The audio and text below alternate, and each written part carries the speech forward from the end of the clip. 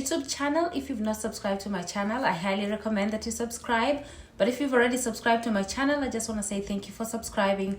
Thank you for watching my videos. Thank you for sharing my videos and even liking my videos.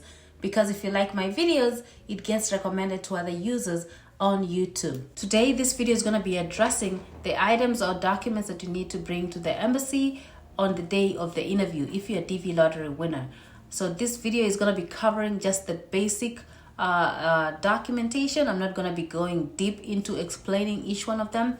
Once the results come out in May, I'll do another video and then I'm going to be covering each item individually. Then I'm going to be going into detail. Like if it's a photo, I'm going to be telling you what photo you require. If it's marriage certificate, I'm going to be covering details about that. If it's education level, I'll be covering in detail. But this video is just to give you a general idea of the items on the day of the interview. I'm just going to be going through it a general coverage, but then after the results come out, I'm going to be doing the video again and I will be explaining each item in detail. What are the items that you're supposed to take to the interview? What are the documents you're supposed to take? So if you are scheduled for the interview, what is the first item that you need to show up with at the embassy? To get through the embassy gates or your consulate, you'll need your passport. So you have to make sure you have a passport that you're going to take it to the interview. Make sure this passport is unexpired. What does that mean? It's still valid for at least 6 months. If your passport is going to expire in 6 months, don't bother taking it to the embassy. You have to take a passport that is valid for at least 6 months. So if it's 5 months, before it expires, you make sure you apply for another one before you go with it to the embassy. Another thing about the passport, you have to make sure that the passport has enough pages in there. Sometimes people travel a lot and then they have all these stamps in all these pages. Make sure there are at least 1 or 2 pages still in there, like front and back. You have to make sure it's blank. You have at least a page, a leaf that's blank. Have at least a leaf in there so that the embassy can put a visa or a stamp to allow you to travel to the United States. So 1, it has to be unexpired. 2nd, valid for at least 6 months. And then 3rd, you have to make sure there's a leaf in there that the embassy can put a stamp in. The second item that you need to take with you to the embassy is the passport photos. So the passport photos, they have to be like a 2x2, and then they have to be at least have a white background, white or off-white. So just the passport that you used to apply for your DV lottery, a similar one. You'll need to take another one because if you applied last year for the DV lottery, you don't want to take the same exact photo because usually they want a photo that you've taken within the last 6 months. So make sure you take another passport. So take another passport photo. You need 2 of them. And what you'll need to do, you'll need to write your names at the back. You can write your name, your date of birth at the back. So if you have kids and you're taking them to the embassy with you or your wife, so everybody has to write their name and the date of birth at the back of the passport photo. And you need 2 of those. The third item that you need to take to the embassy is the appointment letter. Remember, when you are scheduled for the appointment, you print out that letter, and then that letter, you need to bring it to the embassy on the day of your interview. So make sure you have the appointment letter. So that's the number 3. So your appointment letter will have the date, the time of the appointment, and then it will also have a location or something like that. So you need to bring the appointment letter to your interview. The next thing that you need to bring your confirmation page. So when you submitted your DS-260, usually you get a confirmation page at the end that has the barcode. You need to bring that to the embassy.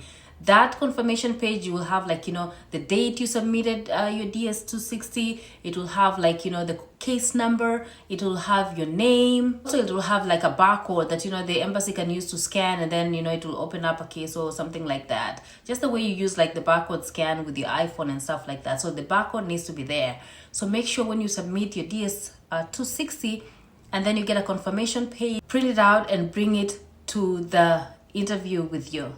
The next thing that you need to bring to the embassy is your medicals. Usually there's a medical that's required. So this one you do prior to going to the interview. So usually when you go to the medical, you have to ask them, do you send the results directly to the embassy?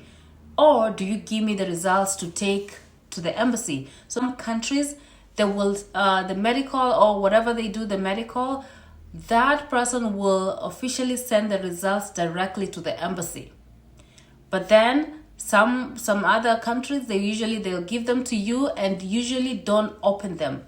Like when they give you the medicals, you just leave them sealed, and then if you go to the embassy, then you submit your medicals at that time. So if you're given that envelope to take to the embassy, make sure you don't open it.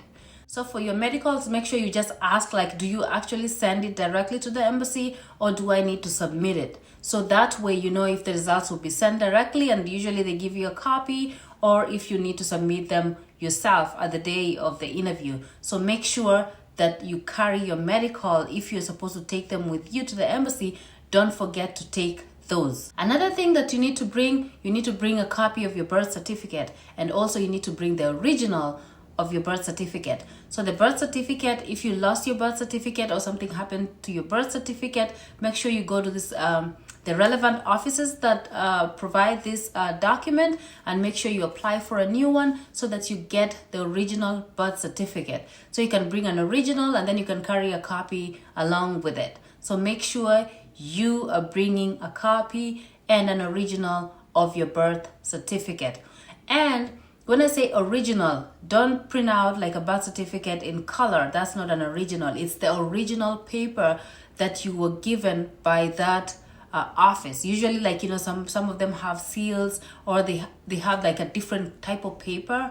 So make sure you carry your birth certificate that's original, in the original paper, not a paper that you copied in color. It has to be the original birth certificate. The next thing that you need to bring to the embassy is the police clearance. Usually, like, you know, usually they require, like, if you win the green card lottery, you get police clearance from all these governments. So if you lived in Kenya, you live in Ghana, you lived in Dubai, or you lived in all these different countries, they will need police clearance from all these countries that you lived.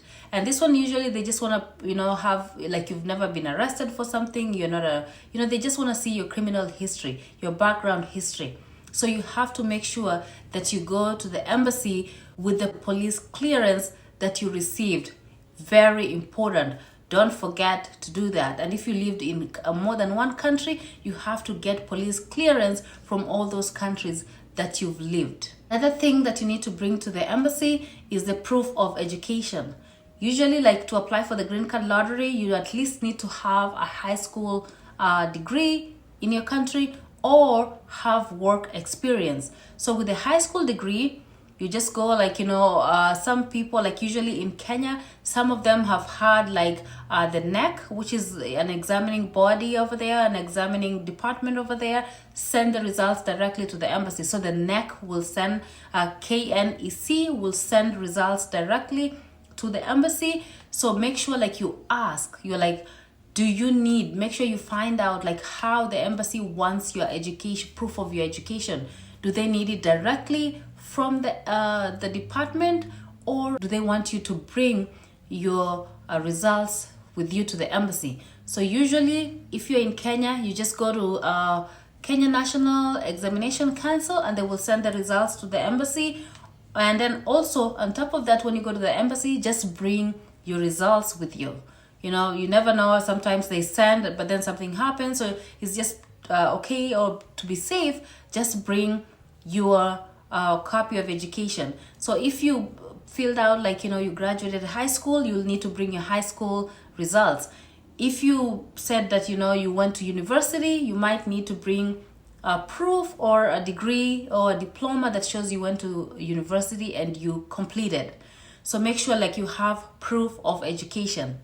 If you don't have education, like, you know, you don't have high school education, you might need to provide, like, you know, proof of 2 years work experience, and that you can get a letter from your employer. So if you work somewhere, the employer can give you a letter that says you work there, this is what you do, how long you've worked there. So you just need a letter from your employer that proves you know what, like, your work experience. So for work, get a letter from your employer to prove experience.